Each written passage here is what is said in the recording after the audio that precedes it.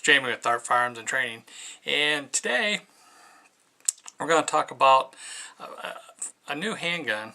Not new, but new to me.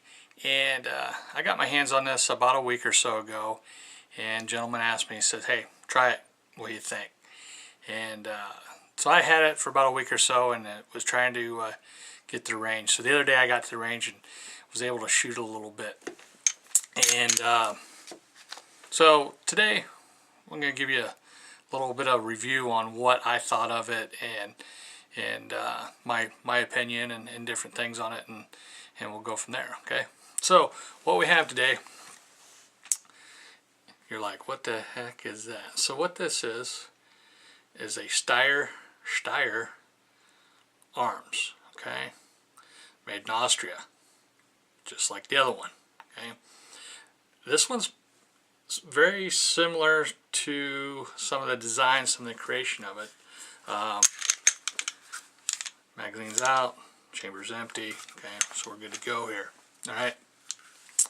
You know, first off, one of the things I noticed the most about it is that it's very low bore axis. Okay, as you can see that how this doesn't ride real high on this. Okay, it's got a very low profile to it. Okay, you can see it a little better here. A very low profile, and that's not a bad thing, because when I shot, the recoil, it was actually a little bit more manageable, because you didn't, you know, as you've shot anything else, anything that's got a high bore axis to it, it wants to, you know, ride that recoil a little higher in your hand. If you ever shot the old Colt 45 long Colt pistols, you know, you got all this sitting above your hand about that high, and you're trying to take a shot, and it's got a little bit of recoil to it. Okay, so recoil on this is really manageable. It's 9mm. I believe they come in 40 as well. So this is a Steyr M9-A1. Okay. The trigger press on it, again, make sure it's safe. Trigger press on it, it's very nice. It's very crisp. Okay. Take it out, get a little reset, and then it's there. Trigger reset is very light. And if any of you have been in my classes before, you always hear me talk about trigger reset. Okay, listen for that click, feel that click, and then you don't have to take up so much of the trigger pull on it. Okay, this right here is a trigger reset. Now, I don't know if you heard that. I had a hard time hearing it. Very minimal feel to it as well. Okay, and we know under stress and under everything else that, am I going to hear that click? Am I going to feel that trigger reset? Probably not. Chances are you're not going to hear that. You're not going to feel it. But if I'm going to train myself and shoot a lot with this firearm, I'll know where that's at. You know, part of that muscle memory or neurological pathway that we're setting along the way. Okay, so we press it and we're cut right back into it. Okay, not much movement there. It's reset right there. It is, and we're ready to go. Okay, this is comparable to the size of a Glock 19. Very comparable to that size. Now they make a long version of it. They also make a compact in they call it an S, I believe. There's a compact and there's a subcompact. So different variations on it. Okay. Now this back strap looks just, I mean, it's not what I'm used to, but it's not a bad thing either. Okay. You know, you've come along the lines of the 1911 days. Shot a lot of Smiths in my days. Shot a lot of Glock in my days. Okay, this one's just got just a little bit different backstrap. But if you notice that the hand fits. It actually fits really nice. Okay, fingers wrap around really good. It's got some finger grooves into it. They're a little wider. I mean, I've got these sausage fingers. Okay, so they fit nice right inside the gun there. Or on the groove, excuse me. Get your rail for your light accessories or whatever you may have. Okay, the magazine, you know, they take their own metal magazines here. All right, this is 15 round plus one, so you know 16 or 15 plus one. I think they have another one that's 16 rounds, 16 or 15 rounds. I think it's 16 it's added to. So you know, you got 16 plus 1. So you had that high capacity as normal, okay? Mags fall right out. The mag release, let's open this up. The mag release is right there, you see it. It's kind of elongated. So if you're used to just the buttons that we normally have, you know, just a small little indent button to drop that mag. This one's actually a little longer. I mean, you still have to press it like anything else, but it's a little elongated there. You know, it's smooth on the outside. It doesn't have a lot of hang-ups.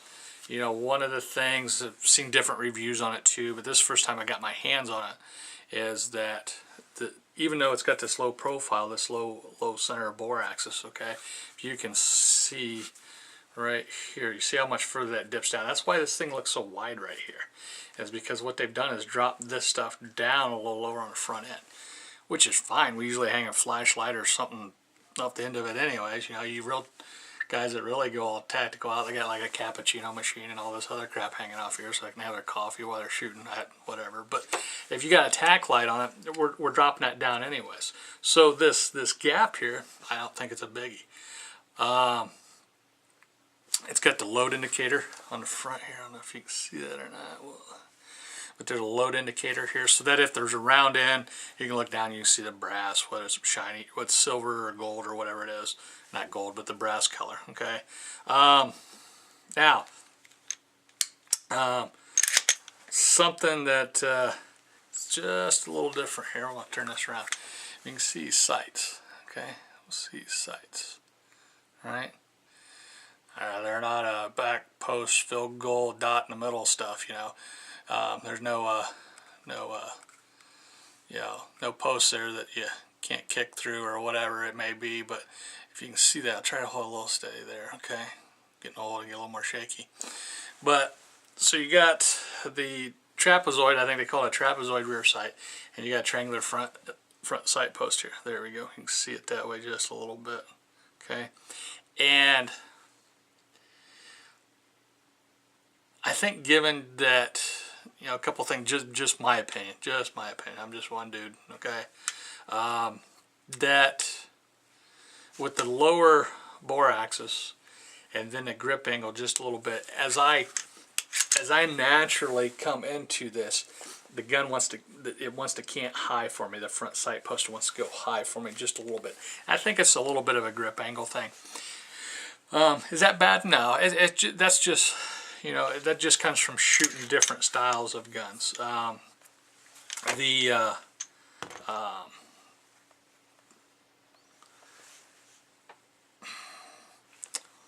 You know, that little bit of rise when I'm going into that, it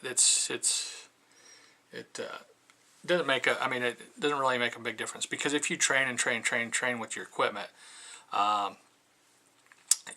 it'll become natural. It'll start becoming natural for you. What I did like about that front sight is that you've got that triangle out there on the front end, and you could actually almost, it seemed like pinpointing shots at like 5 yards, 7 yards. You can hold some really tight groups with it. You know, distance wise, I was shooting some steel plates, I believe they're 8-inch steel plates. You can shooting 8-inch steel plates at about 45 yards with it. So I mean, it's got some range to it. But like I said, just to naturally come up, it'll take some work. I mean, it would take some work with any gun. You know, it's just like anything else. You know, the more you practice with it, the better you're going to get at it. The more familiar you are with your equipment, the better you are at doing magazine changes, doing you know, drawn out concealed carry, wherever it may be. But the more time and the more effort you put into it, the better you're going to be. It's just like anything in life, okay? The more you work at it, the more better, good English here, the better that you're going to be at it. Not an English teacher, nor did I claim to be an English scholar by any means, but just work at it. You know, I'm just one dude, okay? But Steyr, okay? I think I'm going to run a few more rounds through this thing and really get a good opinion on about it. But for right now, I like it.